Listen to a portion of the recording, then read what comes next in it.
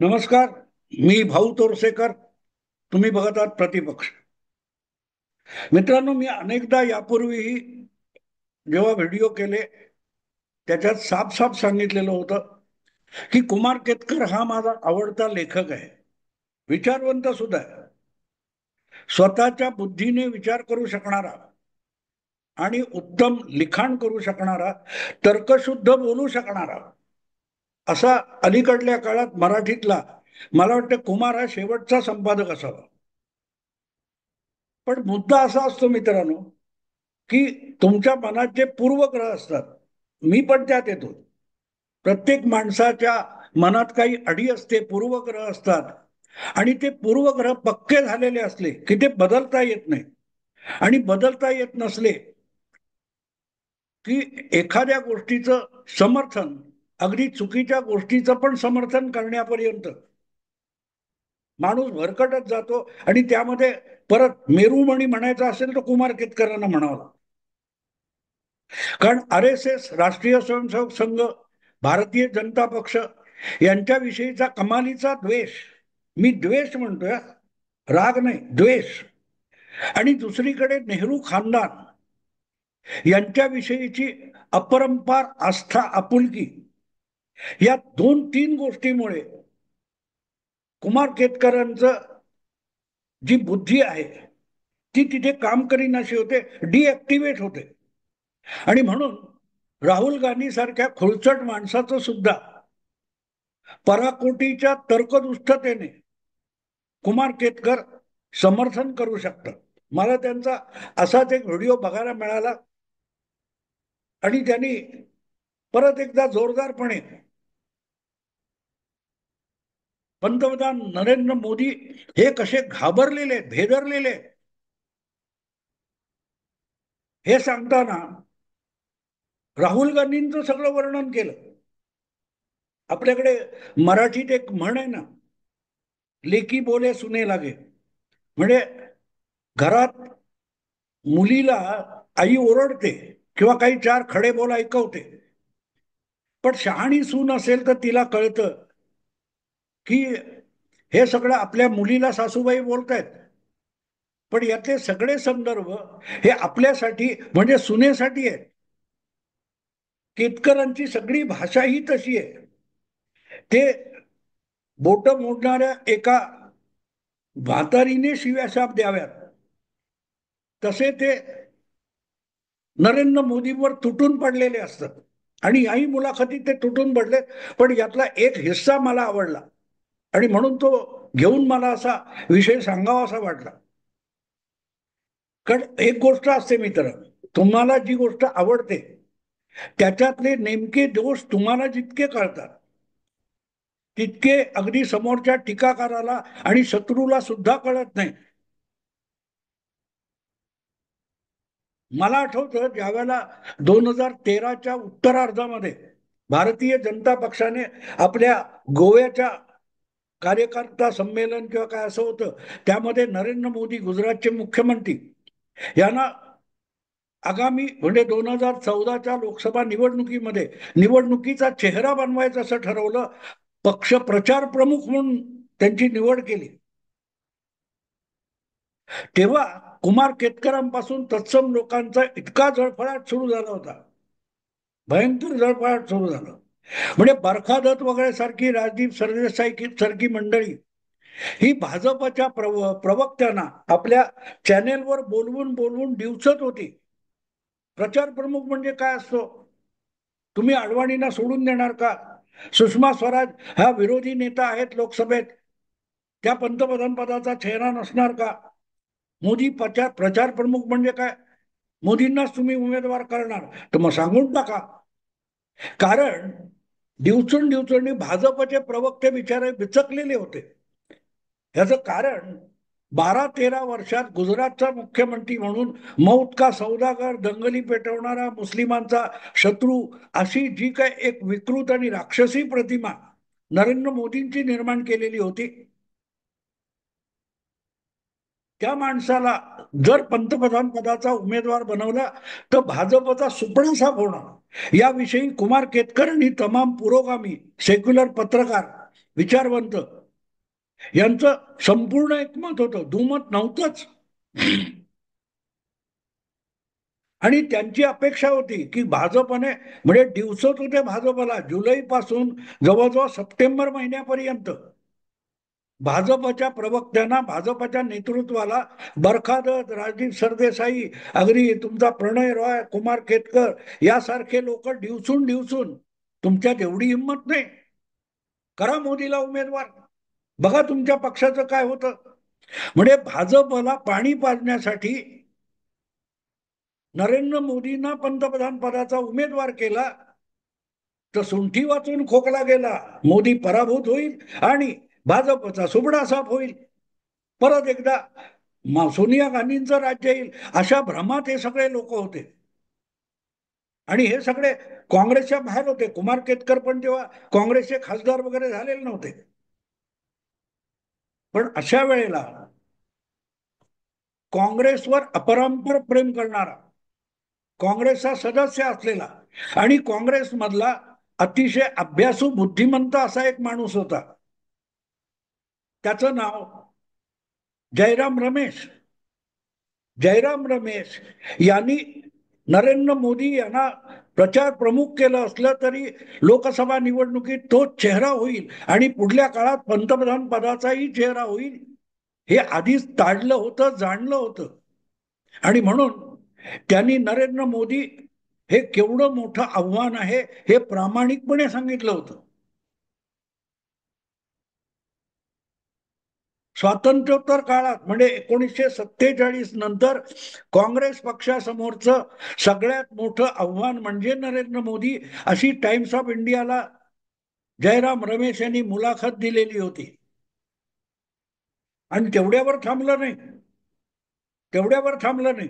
जयराम रमेश यांना कळत होतं की नरेंद्र मोदी सारखा माणूस भाजपचा प्रमुख झाला तर तो काँग्रेसला नुसता हरवणार नाही, काँग्रेसची धुळझाण करून टाकेल. हे जयराम रमेश यांना कळत होतं, पण सांगणार कोणाला, सांगणार कोणाला. मला खात्री आहे कुमार केतकर यांच्या अंतर्मनामध्ये कळतंय की नालायक तो राहुल गांधी हा काँग्रेसचा सगळं बट्ट्याबोळ करतोय, त्यामुळे भाजप वाढतोय. हे कुमार केतकरांचं दुखणं आहे की जेवढं मोदी काँग्रेसचं नुकसान करू शकत नाही त्याच्या अनेक पटीने नुकसान राहुल गांधी करतायत. हे कुमार केतकरांना कळतं, पण ते जाहीररित्या बोलणार नाहीत, जाहीररित्या बोलणार नाहीत. आणि त्याच अवस्थेमध्ये 2013च्या उत्तरार्धामध्ये जयराम रमेश होते, जे मनमोहन सिंग सरकारमध्ये मंत्री होते. आणि जसजशी निवडणूक जवळ येत गेली, भारतीय जनता पक्षाने शेवटी साफ साफ नरेंद्र मोदी यांना पंतप्रधान पदाचा उमेदवार म्हणून जाहीर करून टाकलं. तेव्हा हेच सगळे भाजपच्या प्रवक्त्यांना डिवचणारे पुरोगामी संपादक पत्रकार होते, त्यांनाच कानफडीत बसल्यासारखं रडायची पाळी आली. आणि मग सुरू झालं. मोदीला काय कळतं, गुजरात आणि भारत याच्यामध्ये जमीन आसमानाचा फरक आहे. मोदींनी भले गुजरातमध्ये काही काम केलं असेल, गुजरातमध्ये त्यांच्या राजकारणाला यश आलं असेल, पण भारत आणि गुजरात यामध्ये जमीन आसमानाचा फरक आहे, असले युक्तिवाद सुरू झाले. मोदी हरणार, मोदीमुळे भाजप हरणार, हा सगळा युक्तिवाद कचऱ्याच्या टोपलीत त्यांचा त्यांनीच टाकला. आणि मला आठवतं त्यानंतर दुसरी एक मुलाखत जयराम रमेश ह्या मनापासून शरीरातल्या पेशी पेशीमध्ये ज्याच्या काँग्रेस आहे, इतका काँग्रेसचा कार्यकर्ता आणि काँग्रेसचा भक्त आणि काँग्रेसचा प्रेमी जयराम रमेश यांनी परत एकदा टाइम्स ऑफ इंडियाला मुलाखत दिली होती. कारण हळूहळू करत 2014ची निवडणूक राहुल गांधी यांच्या नेतृत्वाखाली लढली जाणार हे दिसत होतं. जाहीर झालं नाही तरी दिसत होतं. सोनिया गांधी हळूहळू आपली जागा मोकळी करत होत्या आणि राहुल गांधी हे काँग्रेस पक्षाची सूत्र आपल्या हाती घेत होते. आणि हा मुलगा काँग्रेसचा पुरता बट्ट्याबोळ करून टाकणार, काँग्रेसला जनमानसातून उद्ध्वस्त करून टाकणार, हे इतर कोणापेक्षाही सर्वाधिक लवकर कळलेला माणूस कोण असेल तर तो सुद्धा जयराम रमेश होता. आणि परत एकदा टाइम्स ऑफ इंडियाला दिलेल्या मुलाखतीमध्ये जयराम रमेश यांनी एक महत्वाची गोष्ट सांगितली होती. अगदी त्या मुलाखतीचं जे वक्तव्य आहे त्याचा आशय तुम्ही घेतलात तर तो आशय इतकाच होता की राहुल गांधी रितसर काँग्रेस बुडवत आहेत असा त्याचा अर्थ होतो. ही वाक्य गोल गोल गोल गोल फिरवून लेकी बोले सुने लागे, लेकी सुनेचं नाव घ्यायचं नाही, बोलायचं लेकीला. तसं जयराम रमेश त्या मुलाखतीमध्ये सांगत होते की आम्ही काँग्रेस जन 2014 या 4-5 महिन्यावर आलेल्या निवडणुकीसाठी चिंतेत आहोत. काय 2014ची जी लोकसभा निवडणूक होऊ घातलेली आहे, आम्हा सगळ्या काँग्रेस जनांना त्या 2014च्या लोकसभेच्या निवडणुकीची फिकीर आहे. पण राहुल गांधी 2019 साठी काँग्रेस पक्षाची उभारणी करत आहेत. याचा अर्थ काय होतो मित्रांनो, की काँग्रेस पक्षाचं नेतृत्व 2014च्या निवडणुकीसाठी जो माणूस करतोय त्याला 2014 मध्ये लोकसभा निवडणूक होणार आहे आणि त्यासाठी काँग्रेस पक्षाला निवडणुका लढवायच्या आहेत याचा थांग पत्ता नाही. कळतंय तुम्हाला मी काय सांगतो ते? आत्ता 4 महिन्यावर निवडणुका आल्यात आणि राहुल गांधी पक्षाची निवडणुकीची तयारी ही 2019 साठी म्हणजे 5-5.5 वर्षानंतर येणाऱ्या निवडणुकीसाठी करतायत असं जेव्हा जयराम रमेश सांगतात तेव्हा त्याचा अर्थ असा होतो की आम्ही अशा नेत्याच्या नेतृत्वाखाली निवडणुका लढवतोय की ज्याला 4 महिन्यावर निवडणुका 5 महिन्यावर निवडणुका येऊन ठेपलेत हे ठाऊकच नाहीये. आणि ज्याला ठाऊकच नाही तो लढणार कसा, त्याचं सैन्य लढणार कसं, त्याचं सैन्य सज्ज होणार कसं, ही चिंता जयराम रमेश यांना भेडसावत होती. त्यामुळे राहुल गांधी हा तद्दन बेअक्कल आणि पक्षासाठी नालायक नेता आहे एवढे शब्द सोडून जयराम रमेश यांनी गोल गोल गोल गोल मुलाखत दिली होती आणि राहुल गांधींच्या नेतृत्वाखाली पक्षाचा बट्ट्याबोळ होणार एवढं बोलायची हिंमत त्यांच्यामध्ये नव्हती. आणि झालं तेच. 206 खासदारांचा जो लोकसभेतला पक्ष होता तो राहुल गांधींनी 44 वर आणून ठेवला आणि 2019 मध्ये तो 52 पर्यंत आणून ठेवला. कुमार केतकर आणि जयराम रमेश या दोघांमध्ये फरक नाही. दोघे प्रकांड पंडित आहेत, प्रचंड वाचन व्यासंग केलेले लोक आहेत, अत्यंत तल्लख आणि कुशाग्र बुद्धिमत्ता आहे. पण दुर्दैव असं की ते चुकीच्या नेत्यासाठी आपली बुद्धिमत्ता पणाला लावते. डिपेंडिंग इंडिपेंडेबल असं म्हणतात. ज्याचं समर्थनच करता येत नाही अशा समर्थनासाठी जेव्हा तुम्ही तुमची बुद्धी वापरता तेव्हा हास्यास्पद होता. आणि ही जी मुलाखत एका युट्यूबरला कुमार केतकरांनी मुलाखत दिली आहे आणि त्याच्यात त्यांनी नरेंद्र मोदी हा कसा भेदरलेला नेता आहे, घाबरलेला नेता आहे, आपण जेवढं दाखवतो तेवढे आपण शूरवीर नाही, लढवय्ये नाही, याची आतली समज नरेंद्र मोदींकडे आहे. आपण आतून पोकळ आहोत. यासाठी नरेंद्र मोदींना आव आणावा लागतो, ट्रम्पला धमक्या द्याव्या लागतात. पण नरेंद्र मोदी घाबरलेले आहेत. असं जेव्हा कुमार केतकर सांगतात तेव्हा तुम्ही नरेंद्र मोदी हे नाव बाजूला करा आणि कुमार केतकरांची ती मुलाखत तुम्ही ऐकली तर तुमच्या डोळ्यासमोर राहुल गांधी आणा आणि तुम्हाला कळेल की तंतोतंत राहुल गांधींचं वर्णन, राहुल गांधींचं वर्तन, राहुल गांधींची उक्ती कृती या सगळ्याचं वर्णन कुमार केतकर त्या मुलाखतीत करतायत. फक्त नाव कोणाचं घेतायत? नरेंद्र मोदीचं. नरेंद्र मोदी हा घाबरलेला आहे. अमेरिकेला आपण दम देतोय पण त्याच्यात हे नाही असं त्यांचं म्हणणं आहे. अर्थात ही गोष्ट आणि हा कुमार केतकरांचा सिद्धांत नवा नाहीये, अजिबात नवा नाही. 2019च्या निवडणुका होण्यापूर्वी मला वाटते 2018 मध्ये कुमार केतकरांनी एबीपी माझाच्या कट्टावर जाऊन एक वक्तव्य केलं होतं की 2019च्या निवडणुका लोकसभेच्या होणारच नाहीत. कारण नरेंद्र मोदी निवडणुकांना घाबरलेले आहेत. निवडणुकीत आपला पराभव होणार याची नरेंद्र मोदींना खात्री आहे. त्यामुळे त्या निवडणुका नरेंद्र मोदी होऊच देणार नाही, असं छाती ठोकपणे कुमार केतकर यांनी सांगितलं आणि अत्यंत तर्कशुद्ध पद्धतीने सांगितलं होतं. म्हणजे तिथे बसलेली ती एबीपी माझाची जी पत्रकार पोरं होती किंवा संपादक खांडेकर होते, राजू खांडेकर, यांना पण ते पटावं इतक्या आत्मविश्वासाने कुमार केतकर बोलत होते. आज त्या कट्ट्यावर जाऊन आपण 2018 मध्ये तुम्हाला सांगितलं ते सगळं शब्दशः खरं झालं की नाही असं विचारायला जाण्याची हिंमत कुमार केतकरांमध्ये आहे का?